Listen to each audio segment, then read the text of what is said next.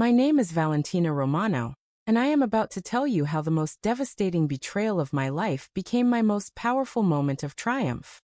The acrid smell of burning silk still haunts my nightmares. The way the flames licked hungrily at the delicate pearls my mother had sewn with her own dying hands. The sound of centuries-old lace crackling and dissolving into nothing but bitter smoke and ash. But what haunts me most is the look of pure satisfaction on my cousin Serafina's face, as she watched my world burn. 2 weeks before what should have been the most magical day of my life, I discovered a truth so shocking, so devastating, that it shattered everything I thought I knew about the people I loved most. The woman who was supposed to stand beside me as my maid of honor, who had shared my deepest secrets and dreams, had been harboring a poison so toxic that it would ultimately consume everything in its path, including my mother's irreplaceable wedding gown. Let me take you back to where this nightmare began. 3 months earlier, I had just gotten engaged to the love of my life, Marcus Ashworth. He was everything I had ever dreamed of in a partner. Kind, intelligent, successful, and completely devoted to me. When he dropped to one knee in the garden where my mother used to grow her prize-winning roses, I felt her spirit surrounding us, blessing our union. That night, as I called my family to share the wonderful news, Serafina was the first person I contacted. We had grown up together, shared everything from childhood secrets to teenage heartbreaks. She was more like a sister to me than a cousin, and I could not imagine my wedding day without her by my side. "Oh my God, Valentina!" she screamed through the phone, her voice filled with what I believed was genuine excitement. "I cannot believe this is finally happening. Marcus is absolutely perfect for you." But looking back now, I can hear something else in her voice. Something darker. Something that should have been a warning. The planning process was supposed to be joyful. Serafina insisted on being involved in every single detail, from the flowers to the music to the guest list. At first, I was grateful for her enthusiasm.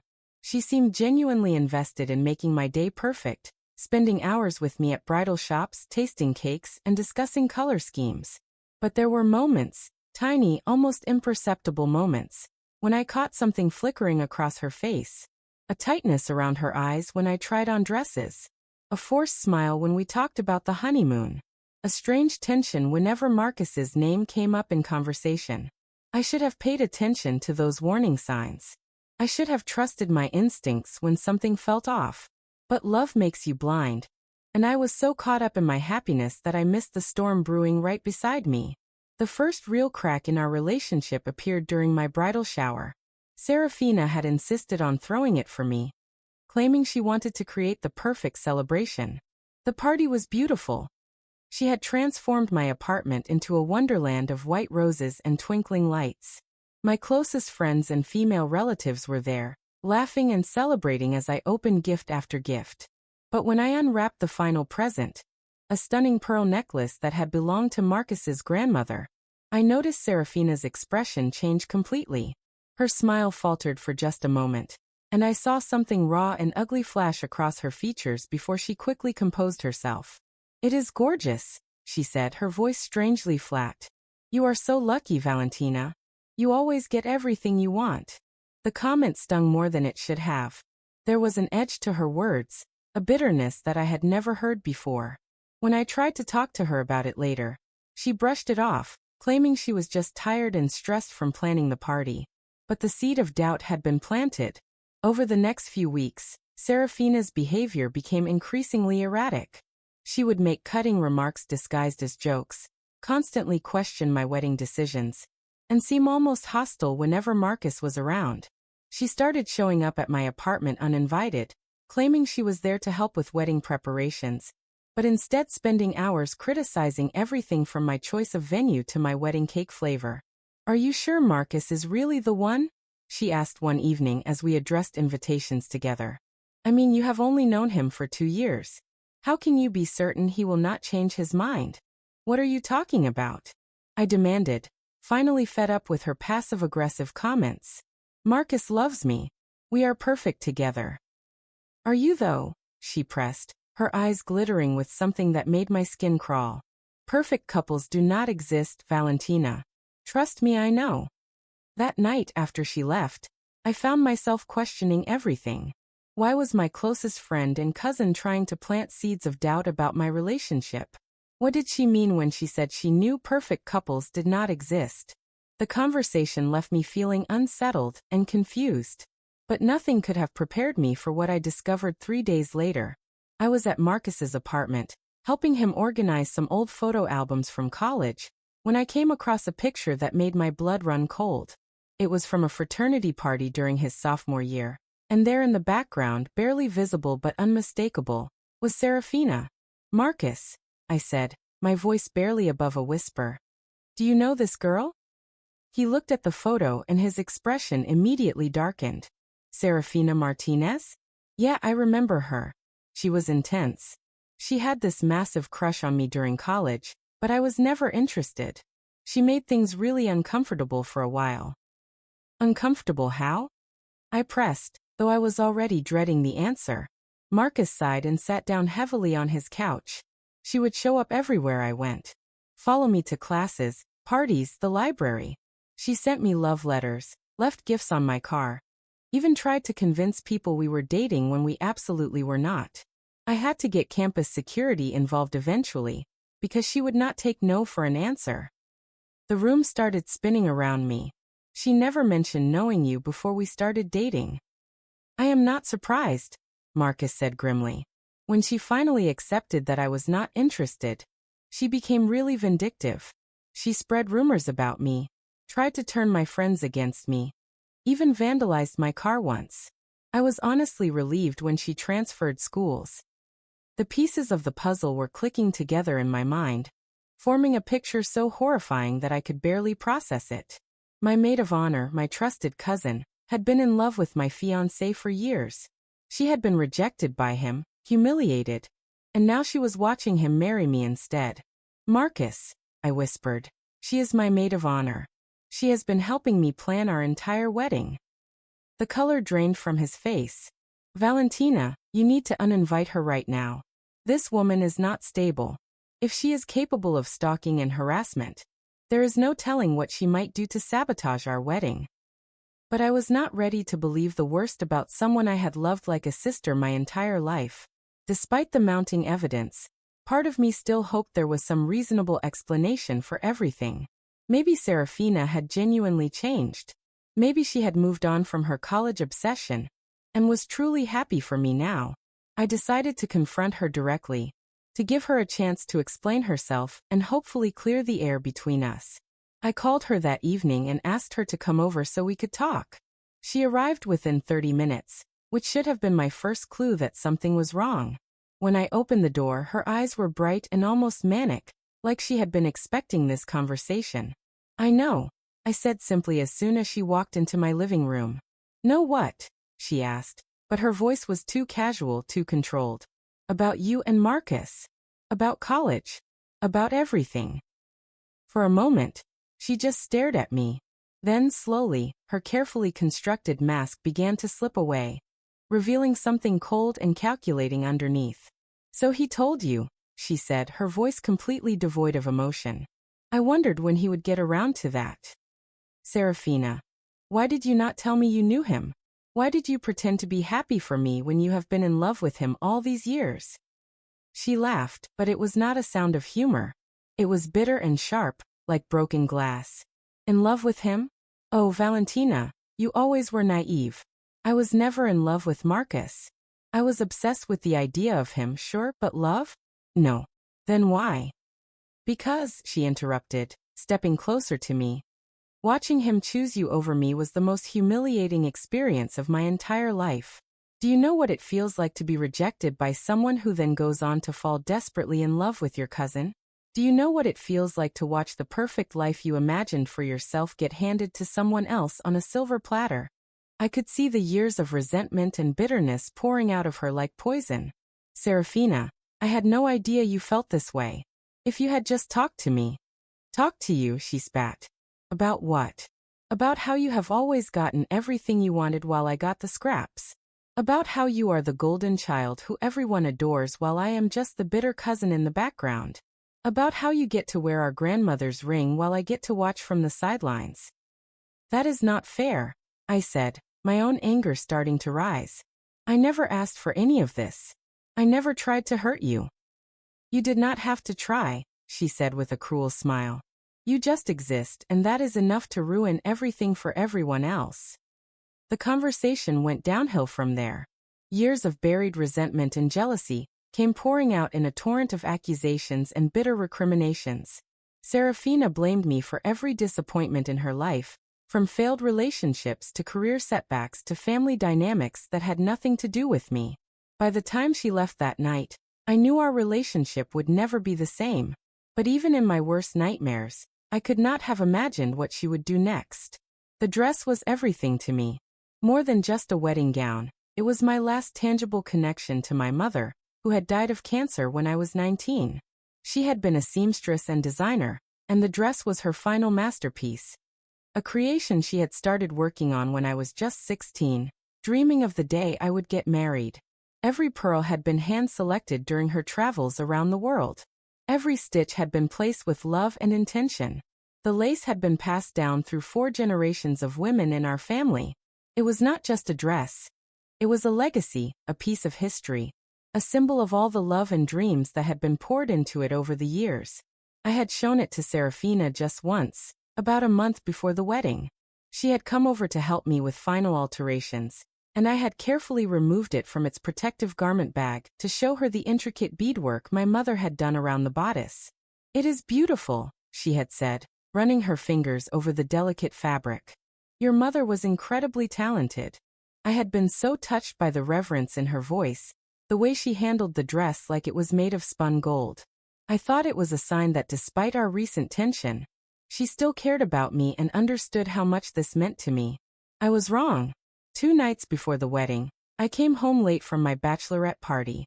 It had been a small, quiet celebration, just dinner with a few close friends and some champagne at my apartment afterward.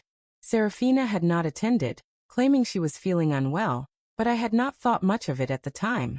The moment I walked into my bedroom, I knew something was wrong. There was a strange smell in the air, acrid and chemical, like burnt plastic.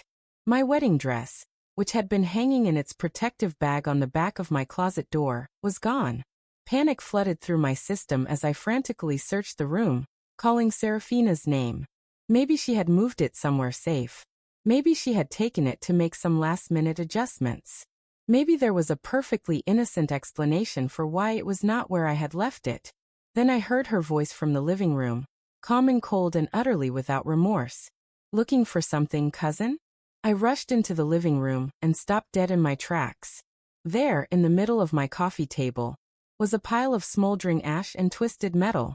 The pearls my mother had so carefully sewn into the dress lay scattered like broken tears, their luster dulled by soot and smoke. And standing beside the ruins of my mother's masterpiece, with a can of lighter fluid in one hand and a book of matches in the other, was Serafina. You should have seen how beautifully it burned, she said conversationally, as if we were discussing the weather. All that precious lace went up like tissue paper. The silk took a little longer, but it made such interesting colors as it melted. I could not speak, could not breathe, could not process what I was seeing. The dress that had taken my mother 2 years to create, the dress that represented everything she had hoped for my future, was nothing but ashes and memories. Why? I finally managed to whisper. Serafina smiled, and it was the most terrifying expression I had ever seen on a human face. Because now you know exactly how it feels to watch something precious get destroyed. Now you know what it is like to lose the thing you want most in the world. This was not just a dress, I said, my voice breaking with grief and rage. This was my mother's legacy. This was irreplaceable. So was my dignity, she replied coldly. So were my dreams. So was my future. You took all of that away from me when you seduced Marcus away from me. I never seduced anyone. I screamed, my composure finally shattering completely. Marcus never wanted you. He chose me because he loves me, not because of anything I did to manipulate him. Lies, she hissed, her own mask of calm finally cracking. You have always been jealous of what Marcus and I had together. You could not stand the thought of him being with someone else, so you wormed your way between us with your fake sweetness and your sob stories about your dead mother. The accusation hit me like a physical blow. To have my grief weaponized against me, to have my mother's memory dragged into this toxic mess, was more than I could bear. Get out, I said, my voice deadly quiet. Get out of my home right now and never come back. Oh, I am leaving, she said, gathering up the lighter fluid and matches. But first, I want you to know something. I want you to know that tomorrow, when you are standing at the altar with no dress to wear and no way to honor your precious mother's memory, Marcus is going to see you for what you really are. A pathetic, broken girl who cannot even keep her own family from betraying her. She paused at the door and looked back at me with pure malice in her eyes. Now let us see you walk down the aisle, she said, and then she was gone, leaving me alone with the ashes of everything I held dear. I spent that night in a state of shock so profound that I could barely function. I sat on my living room floor, carefully gathering up the scattered pearls and trying to salvage any piece of fabric that had not been completely destroyed. There was nothing left. Nothing that could be repaired or reconstructed or saved. My phone rang constantly, friends calling to wish me luck for the next day, vendors confirming final details, family members excited about the celebration to come. I let every call go to voicemail. I could not bear to explain what had happened. Could not find the words to describe the devastation that surrounded me. At 3 a.m, Marcus found me still sitting on the floor, clutching a handful of soot-stained pearls and staring at the pile of ash that had once been my mother's masterpiece. "Oh my God, Valentina, what happened here?" he asked, immediately dropping to his knees beside me. Through broken sobs, I told him everything. About Serafina's confession, about her years of hidden resentment, about how she had systematically destroyed the one thing that mattered most to me. Marcus held me as I cried, his own tears falling into my hair as he whispered apologies and promises that everything would be okay. But how could everything be okay? How could I walk down the aisle in 12 hours with nothing to wear but the ashes of my dreams? "We will postpone the wedding," Marcus said firmly. "We will reschedule for next month, next year, whenever you are ready. The dress does not matter, Valentina. Nothing matters except you." But he was wrong. The dress did matter. It mattered because it was the last gift my mother would ever give me. It mattered because it represented the continuation of a family tradition that had been passed down for generations. It mattered because wearing it was supposed to be my way of including her in the most important day of my life. And now that opportunity was gone forever, stolen by someone who was supposed to love and protect me. That is when something inside me shifted. Something fundamental and unbreakable that had been sleeping beneath the surface of my grief and shock. As I sat there surrounded by the ruins of my mother's work, I felt a spark of something that had nothing to do with despair, and everything to do with determination. Serafina thought she had won. She thought she had broken me, humiliated me, reduced me to nothing but tears and ashes. She thought that by destroying my dress, she had destroyed my spirit. She was about to learn exactly how wrong she could be. "No," I said suddenly, my voice cutting through Marcus's gentle platitudes. "We are not postponing anything. Valentina, you do not have a dress. You cannot possibly." "I will have a dress," I interrupted, a plan already forming in my mind. "And it is going to be more spectacular than anything Serafina could have imagined in her worst nightmares." Marcus looked at me like I had lost my mind, which was fair considering I was sitting on my living room floor covered in ash and soot, talking about creating a wedding dress in less than 12 hours. But I had not lost my mind. I had found it. I called Luna Blackwood at 4 a.m. She was a designer friend from college who had always been willing to help me with emergency fashion situations. She was also one of the most talented seamstresses I had ever met, with a flair for dramatic, unconventional designs that pushed boundaries and challenged expectations. "Valentina," she answered groggily, "do you know what time it is?" "Luna, I need your help," I said, my voice steadier than it had been all night. "I need you to help me create a wedding dress in 8 hours. There was a long pause. "Are you insane?" "Probably," I admitted. "But I am also desperate, and I know you are the only person talented enough to pull this off." I explained the situation as quickly as I could, telling her about Serafina's betrayal and the destruction of my mother's dress. By the time I finished, Luna was completely awake and already making plans. "Come to my studio right now," she said. and bring every piece of that burned dress that you can salvage. We are going to create something that will make people forget that any other wedding dress ever existed. For the next 8 hours, Luna and I worked like women possessed. We started with the few pearls that had survived the fire, incorporating them into a completely new design that was nothing like my mother's traditional gown, but somehow captured the same spirit of love and craftsmanship. The new dress was a masterpiece of controlled chaos. Instead of delicate lace, we used layers of flowing silk that moved like liquid fire. Instead of traditional white, we chose a cream color with undertones of gold that caught the light like captured sunbeams.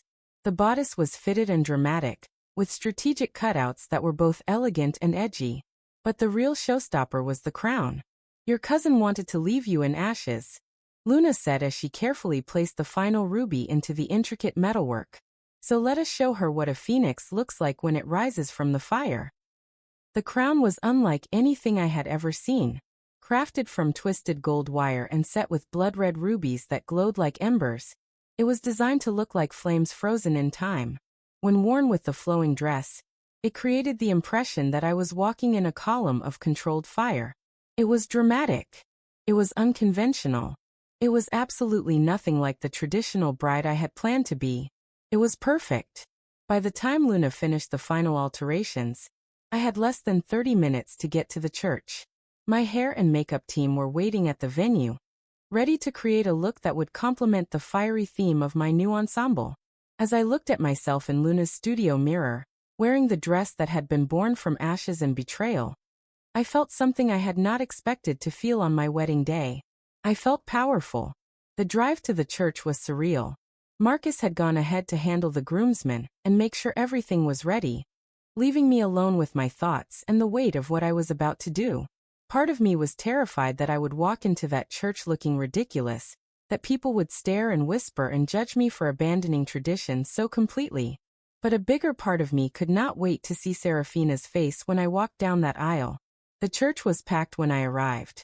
300 guests had gathered to witness what they expected to be a traditional wedding ceremony. They had no idea they were about to see something completely different. My bridal party was waiting in the preparation room, their faces a mixture of concern and confusion. They had heard about a problem with the dress, but did not know the full extent of what had happened. When I walked in wearing my crown of fire and my dress of liquid gold, their jaws dropped. "Valentina," whispered my best friend Aria, "you look like a queen." "I feel like one," I replied, and meant it completely. The music started, and it was time. My father, who had been briefed on the situation during his drive to the church, offered me his arm with tears of pride in his eyes. "Your mother would be so proud," he whispered. "Not because of the dress, but because of your strength."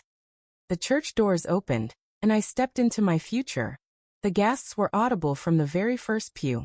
300 people turned to look at the bride, expecting to see a traditional vision in white lace and pearls.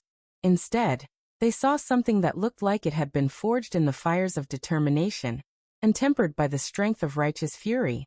I walked slowly, deliberately, letting every person in that church see exactly what I had become. The crown on my head caught the light streaming through the stained glass windows and scattered it in brilliant flashes across the stone walls. The dress flowed around me like molten metal, each step creating new patterns of light and shadow. But I only had eyes for 2 people in that crowd. Marcus stood at the altar, his face glowing with love and admiration and something that looked like awe. He had seen me at my lowest point just hours before, broken and covered in ash. And now he was watching me rise like a phoenix from those very ashes. The second person I was looking for sat in the third pew on the left side of the church. Serafina had come to my wedding. Of course she had. She would not have missed the opportunity to see me humiliated, to watch me try to explain to 300 guests why I was getting married in street clothes or a hastily purchased department store dress. She had probably spent the entire morning imagining my embarrassment, savoring the thought of my tears as I tried to salvage some dignity from the ruins she had created. When our eyes met across the church, I saw her face go completely white. She had expected to see me broken, defeated, diminished by her cruelty. Instead, she was looking at someone who had taken her worst act of sabotage and transformed it into a moment of pure triumph. I smiled at her. Not a kind smile, not a forgiving smile, but a smile that said everything I needed her to know. You tried to destroy me, and instead you made me magnificent. The ceremony itself was a blur of joy and emotion. Marcus and I exchanged vows that had been written months ago, but somehow felt completely new in the context of everything we had been through in the past 24 hours. When he kissed me at the altar, the entire church erupted in applause that seemed to go on forever. But it was during the reception that the real magic happened. Guest after guest approached me to compliment the dress, the crown, the entire unconventional look I had created. They wanted to know the story behind it, the inspiration for such a dramatic departure from tradition. And I told them. Not the whole truth. I was not about to air my family's dirty laundry at my own wedding reception. But I told them about the fire that had destroyed my original dress, about the decision to create something new and powerful from the ashes of the old. I told them about rising from disaster stronger than before. The story spread through the reception like wildfire. By the end of the evening, I had become not just a bride, but a symbol, a living representation of resilience and reinvention, and the power to transform tragedy into triumph. And through it all, Serafina sat at her assigned table, watching her plan to humiliate me backfire in the most spectacular way possible. She left early, slipping out during the dancing without saying goodbye to anyone. I watched her go from across the room, feeling nothing but pity for someone who had allowed jealousy and bitterness to consume her so completely that she had destroyed our relationship and revealed herself to be someone I had never really known at all. The next morning, as Marcus and I prepared to leave for our honeymoon, I received a text message from an unknown number. It was short and to the point. I hope you are happy. I showed it to Marcus, who immediately wanted to call the police and report it as harassment. But I stopped him. She has already lost everything that matters, I told him. Her family, her dignity, her relationship with me. Making her a victim now would not serve anyone. Instead, I blocked the number and deleted the message. Serafina had already taken up too much space in my life and thoughts. I was not going to let her poison my honeymoon, or my marriage with her continued presence. As our plane took off for Paris, I looked down at the wedding ring on my finger, my grandmother's ring that Marcus had chosen specifically because of its family significance, and thought about how different this day had turned out from anything I could have imagined. I had lost my mother's dress, but I had gained something more valuable. The knowledge that I was strong enough to rise from any ashes, to transform any betrayal into something beautiful and powerful. I had walked down the aisle in a crown of fire, not as the victim of someone else's cruelty, but as the architect of my own triumph. And that, more than any dress or tradition or family legacy, was something that could never be burned away. The crown sits in a place of honor in our home now, displayed in a custom case that catches and reflects light throughout the day. Visitors often ask about it, drawn by its unusual beauty and the obvious care with which it has been preserved. When they do, I tell them the story. Not all of it. Some parts are still too painful, too personal to share with casual acquaintances. But I tell them about the fire that destroyed my original wedding dress, about the decision to create something new from the ruins, about the power of choosing to rise rather than fall. Some people are shocked by the story, unable to imagine such betrayal from a family member. Others nod in understanding, sharing their own stories of jealousy and sabotage from people they trusted. But all of them leave with the same message: that no one has the power to truly destroy you unless you give them that power. That betrayal, as painful as it is, can become the catalyst for discovering strengths you never knew you possessed. Marcus and I have been married for 3 years now, and our relationship has only grown stronger through the crucible of that terrible night and triumphant day. We learned that we could weather any storm together, that we could take the worst thing that had ever happened to us and transform it into something beautiful. We never heard from Serafina again after that cryptic text message. Through mutual family members, I learned that she moved across the country shortly after the wedding and cut off contact with most of our relatives. Some people said she was ashamed of what she had done. Others claimed she was still bitter and angry about the whole situation. I honestly do not care anymore. She made her choices and I made mine. She chose destruction and jealousy and the bitter satisfaction of causing pain. I chose creation and resilience and the sweet victory of rising above it all. Sometimes, late at night when I cannot sleep, I think about that moment when I saw the ashes of my mother's dress scattered across my coffee table. I remember the crushing weight of loss, the feeling that something irreplaceable had been stolen from me forever. But then I remember what came next. The phone call to Luna, the 8 hours of frantic sewing, the moment when I first put on the crown of fire and saw myself transformed in the mirror. I remember walking down that aisle with my head held high, watching 300 people witness my refusal to be broken. I remember the look on Marcus's face when he saw me approaching the altar. Not pity or concern for what I had lost, but pure admiration for what I had become. Most of all, I remember the moment when I met Serafina's eyes across that church and realized that her cruelty had not destroyed me. It had revealed me. It had stripped away everything that was not essential, and left only the core of who I really was. Someone who would not be broken, someone who would not surrender, someone who would take the worst thing that had ever happened to her and forge it into gold. The crown of fire was beautiful, but it was not the real triumph of that day. The real triumph was the woman who wore it. The woman who had been tested by betrayal and had emerged not bitter or broken, but brilliant. That is the story I hope people remember when they look at my wedding photos.